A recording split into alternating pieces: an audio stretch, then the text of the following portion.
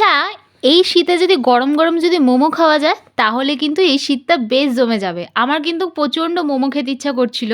তারপরে ভাবলাম এই শীতে তো বেরোতে পারবো না, চলো আজকে মোমোটা আমি ট্রাই করেই নিই। আর এখানে মোমোটা কিন্তু বেশ কিন্তু আমার জুসি হয়েছিল আর নরম হয়েছিল। তো চলো, এখানে নিয়ে নিয়েছিলাম আমি 200 গ্রামের মতো বোনলেস করা চিকেনটা কিন্তু বেশ একটু ভালো করেই বোনলেস করে নিয়েছিলাম।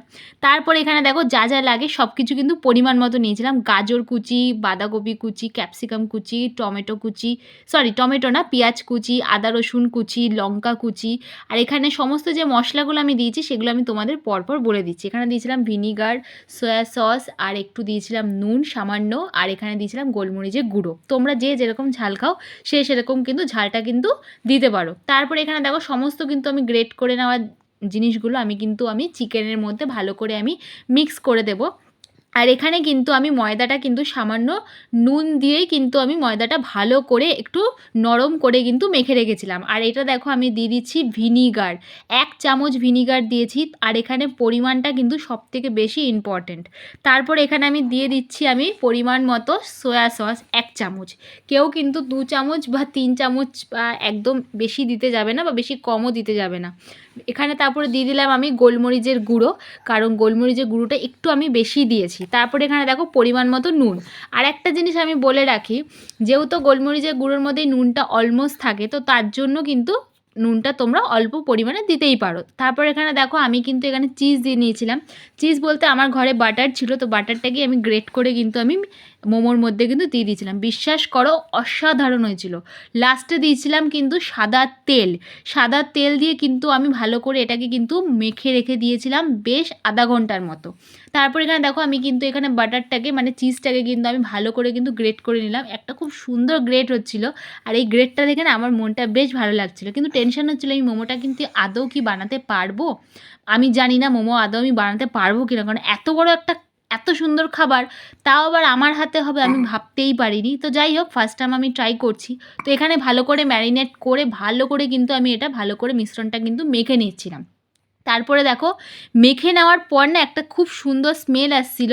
আর সত্যি বলছি মোমোর মধ্যে যে এই যে পুরটা থাকে এই পুরটাই কিন্তু আসল ম্যারিনেট করা জিনিস, যেটা খেতে মোমোটার স্বাদটা দ্বিগুণ বাড়িয়ে দেয়। এখানে আমি দিয়েছিলাম সাদা তেল 1 চামচ। তো সাদা তেলটা আমি দেওয়ার পর এখানে দেখো আমি লেচিটাকে ভালো করে বেলে নিচ্ছিলাম।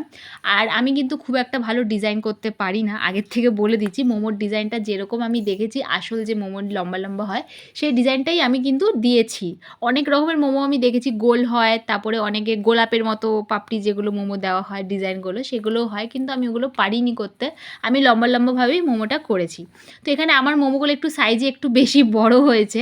তো এখানে দেখো আমি মোমোটাকে কিন্তু আমি ভালো করে নুন আর ময়দা দিয়ে কিন্তু আমি মেখে রেখে দিয়েছিলাম আগের থেকে, যেটা আমি তোমাদেরকে বললাম। এখানে দেখো পুরটা কিন্তু আমি দিয়ে দিচ্ছিলাম। ও আরেকটা তোমাদেরকে বলে দিই, তেল কিন্তু তোমরা অবশ্যই দেবে, অবশ্যই তেলটা তোমরা দেবে। আর বেলার সময় হাতটা ইউজ করবে না, আমি ভুল করে হাত ইউজ করেছি। এখানে বেলার সময় চামচি দিয়ে পুরটা দিতে লাগে, কিন্তু আমি ভুল করে ফার্স্ট টাইম যেহেতু বানাচ্ছি অনেক কিছু ভুল হয়েছে। তো তার জন্য কিন্তু আমাকে ওর জন্য হাতের বদলে আমাকে চামচি ইউজ করতে হতো, তো ওর জন্য আমি ভুল করে হাত ইউজ করে ফেলেছি, পরের হাতের অবস্থা খারাপ হয়ে গেছিলো। তো দেখো এখানে ফার্স্টে দেখো মোমোটা আমি বানাচ্ছি, ভয় ছিলাম যে মোমোরে এই যে পুরটাকে যে ঠিকঠাকভাবে যে সেভ করে যে মোমো ডিজাইনে আনা, এটা কিন্তু একটা বিশাল বড় চাপ। তো দেখো ফাইনালি কতগুলো মোমো হয়েছে, সাইজে কিন্তু অনেকগুলো বড় বড় হয়েছে। কিন্তু এইবার হচ্ছে আসল যে ভাপানো, আমার কাছে মোমো মেকার ছিল না, তো আমি এই ঝাঁঝরি বাটিতেই করেছি। এখানে ভালো করে আমি তেল ব্রাশ করে নিয়েছিলাম হাত দিয়ে, কিছু মনে করো না সবাই প্লিজ।